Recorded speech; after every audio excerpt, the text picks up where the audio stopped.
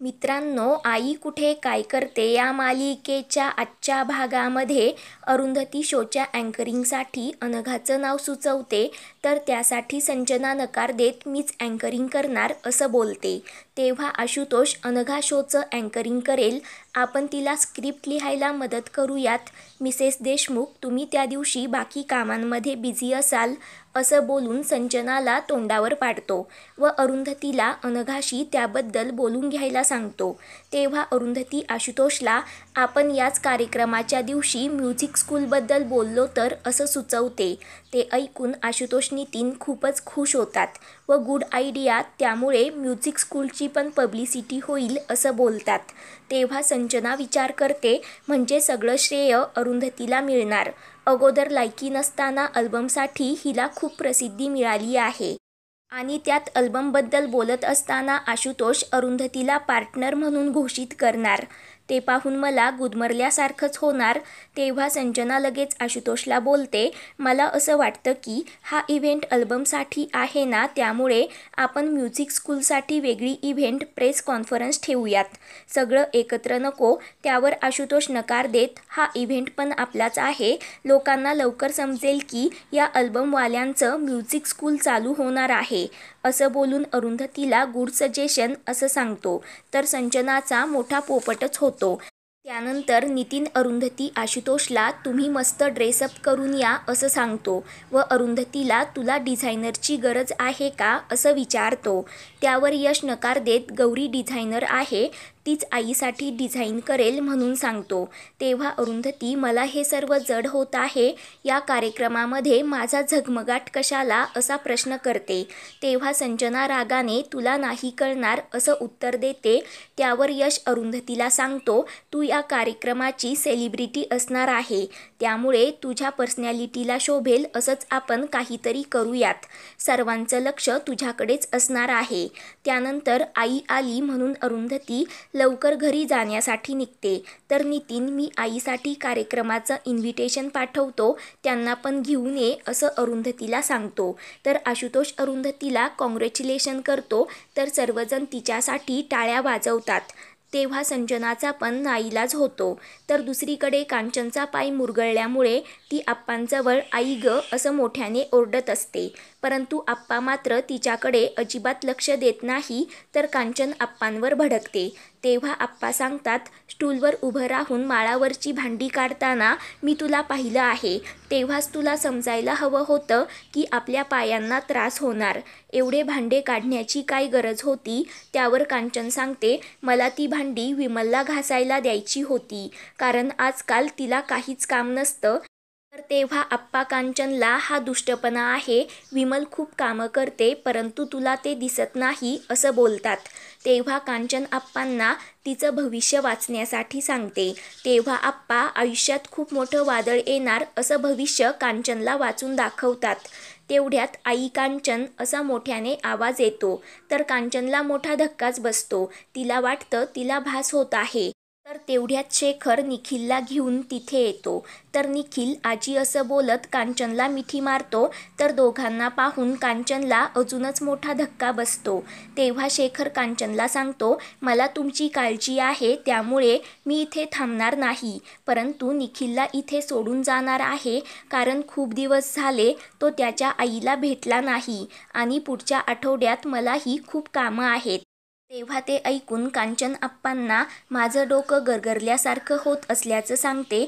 तर निखिल तिला बोलतो, आजी तू आतमध्ये जाऊन झोप, मी तुझं डोकं थोपटतो. तर आप्पा निखिलला खूप गुणी मुलगा आहे असं बोलतात.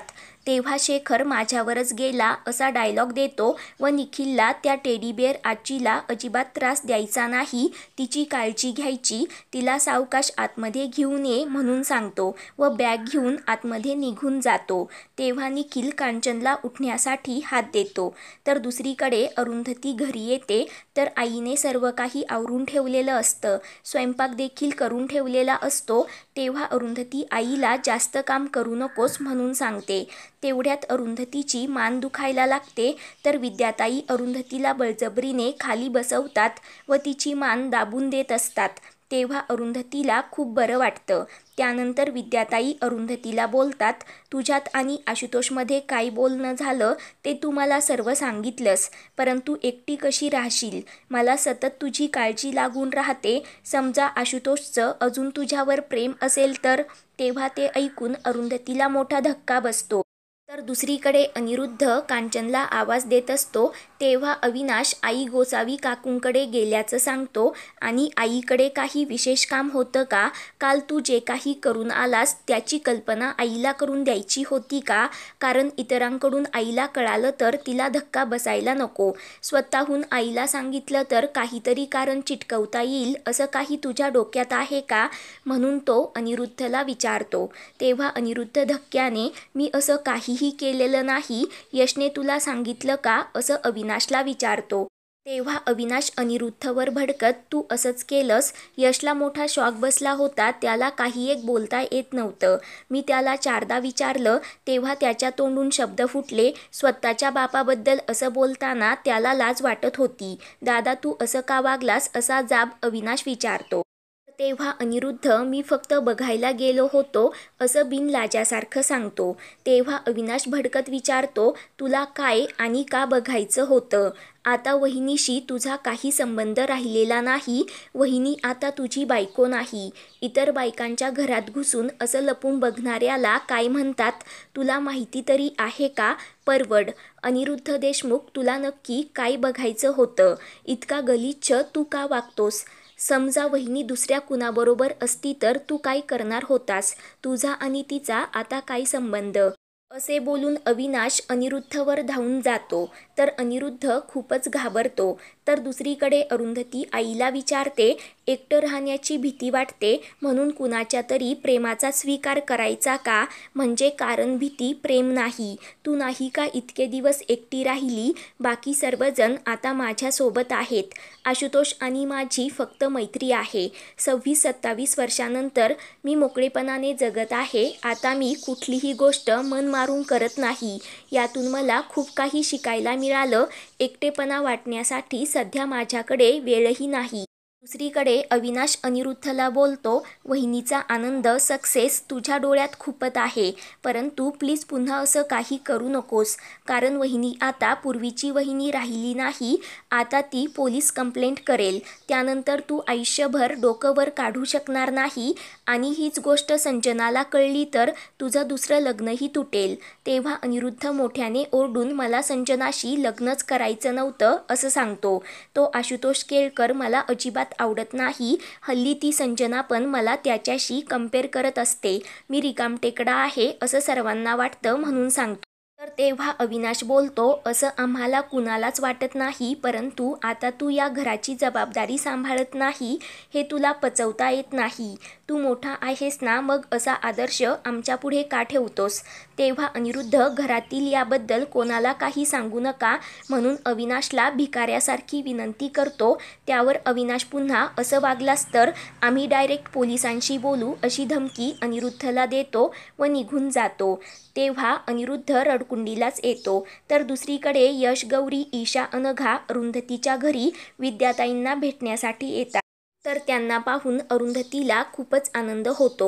उद्याच्या भागात संजना शेखरला, तुला अरुंधतीला भेटायला का जायचं असं विचारते.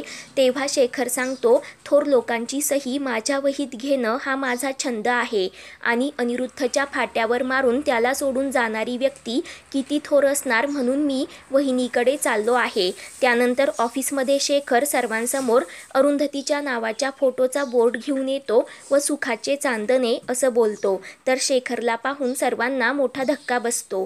पुढील भागांच्या अपडेटसाठी चॅनलला सबस्क्राईब करा.